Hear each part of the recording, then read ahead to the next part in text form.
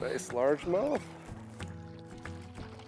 He just threw off part of our Bronco bug. There's a healthy little northern largemouth. Bob Downey here with Midwest Outdoors. We're up here in northern Minnesota, kind of late summer, early fall, targeting largemouth offshore on these Grasslines. It's a chunky little one. We'll get him back. That one came on a Bronco Bug. It's just a standard Texas rig.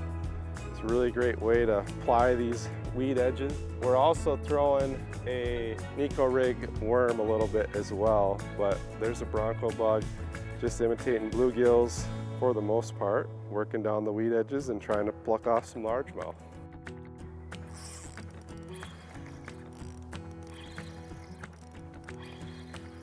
Whatever it is not very big.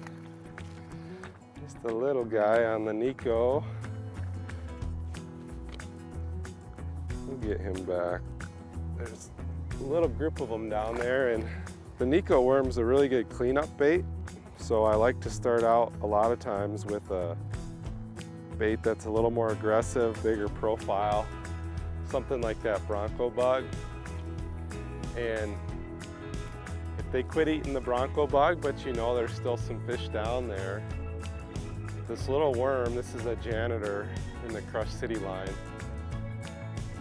is a really good way to get some more bites out of a school.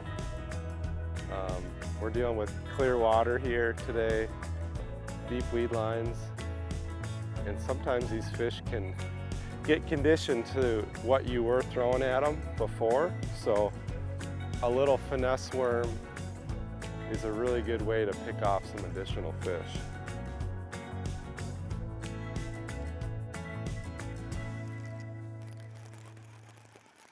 Bass.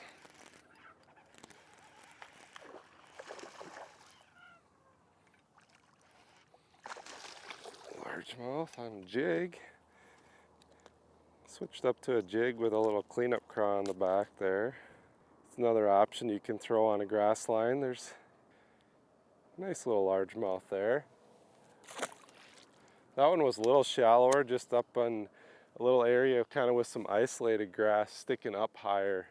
And sometimes that's what you want to look for, whether you're using your 360 or your Mega Live, or honestly sometimes you can see it with your eyes too.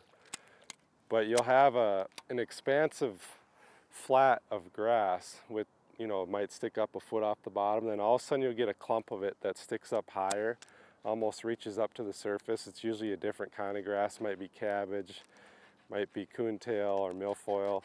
And those little isolated spots are always really key to, you can flip your jig or your Bronco Bug right in them, and they'll sit right down in those little isolated spots sometimes, and that's where that one came out of.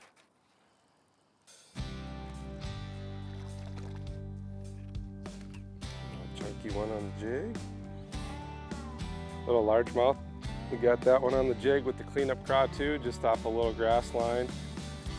Decent little fun size one. We're still looking for a big one here today, but that's a nice chunk. That one was in like probably 10 to 12 foot of water, just up in the grass edge a little bit. And you know, that's something that changes day to day too when you're doing this, when you're fishing these weed lines or grass edges. Sometimes they're gonna be out off the edge a bit. Sometimes they'll be up in the grass. Sometimes they kind of hover up above it. So every day is a little bit different. And you kind of just gotta poke around until you kind of figure out, you know, where they want to be on those grass edges. And sometimes it changes throughout the day too. You know, in the mornings they might be a little more loosely related to it, and then as the day goes on they might suck down into it more too. So just, you know, meander the edges and poke around with a jig or a Bronco Bug or that Neko rig if you found a school, and eventually you're probably going to run into some fish.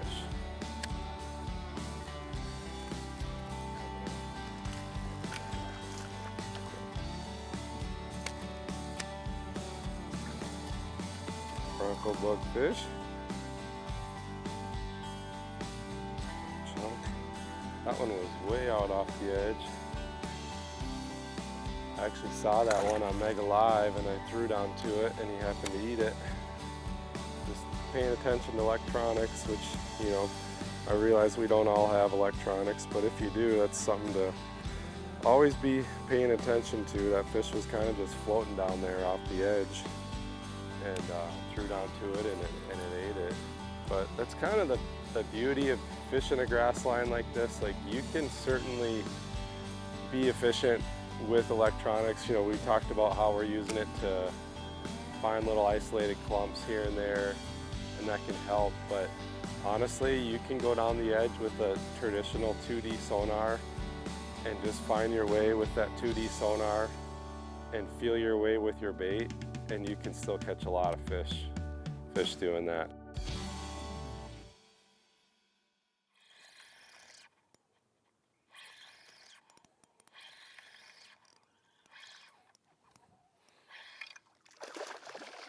Another one on the Neko. Small little chunk, healthy guy. He was just on a little isolated clump of grass out there that you could see on the Mega Live. And just threw it right down to it, let it drop, and that one came up and ate it right away. Today, when we're fishing these offshore grass lines, I'm using 3 different baits. The first one is a Neko rig, the Crush City Janitor, on a St. Croix Premier 7-foot medium fast. This is just a great all-around rod. You can do a lot of things with it, and it's my preferred action for throwing a Neko rig, 7-foot medium fast. Secondly, we're throwing a Bronco Bug on a Texas rig. This is a 1/4 ounce VMC weight, a 4/0 VMC wide gap heavy duty hook, and then the Bronco Bug thrown on a 7.3 medium fast St. Croix Legend Tournament bass. I like a 7.3, a little bit longer rod for a long sweeping hook set, and that medium fast seems to be just the right amount of strength to get them up and out of that grass and to the boat. Lastly, with the jig, I'm throwing a 1/2 ounce jig with a Crush City cleanup craw on the back. This is a 7.3 heavy extra fast St. Croix Victory. I like a heavy action rod when I'm throwing a jig. You usually got to have a little more power to push through that weed guard and be able to get a good hook set and land those fish. So that's why I like a heavy action with the extra fast tip when I'm throwing a jig. That's a bass.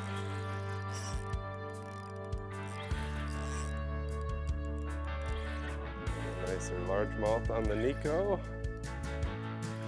Alright, kind we're looking for.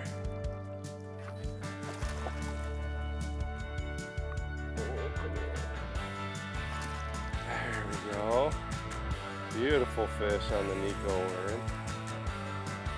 Alright, let's get that one back here quick.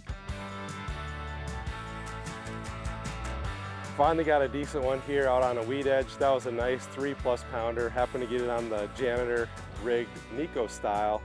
We've had some nice fish on a Bronco Bug as well as a jig with a Crush City cleanup craw on the back.